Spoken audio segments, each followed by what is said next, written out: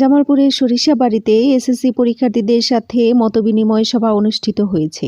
সোমবার দুপুরে উপজেলার গোলদিঘা ইউনিয়নের বয়রা ইসরাইল আহমদ উচ্চ বিদ্যালয় হলরুমে এ মতবিনিময় সভা অনুষ্ঠিত হয়। বিদ্যালয়ের প্রধান শিক্ষক শেখ মাহমুদের এর সভাপতিত্বে প্রধান অতিথি হিসেবে বক্তব্য রাখেন প্রকৌশলী শওকত আলী। বিশেষ অতিথি হিসেবে উপস্থিত ছিলেন উপজেলা বিএনপির সাবেক সহসভাপতি ও আহ্বায়ক কমিটির সদস্য চান মিয়া চানু, এম.এ. সাত্তার মেমোরিয়াল কলেজের অধ্যক্ষ প্রফেসর মোহাম্মদ আব্দুস সামাদ, উপজেলা কৃষক দলের সভাপতি আব্দুল মজিদ, শ্রমিক দলের সভাপতি মনিরুজ্জামান আদম, বিদ্যালয়ের অ্যাডহক কমিটির সদস্য নজরুল ইসলাম স্বপন, জাস ফাউন্ডেশনের সাধারণ সম্পাদক আবু বক্কর সিদ্দিক, সরিষাবাড়ী প্রেস ক্লাবের অর্থ সম্পাদক মুস্তাক আহমেদ মনির সহ স্থানীয় সুধীজন। Happy Akter, desk report. আমি তোমরা ওই বিষয়টা অ্যাটেন্টিভ থাকবে এবং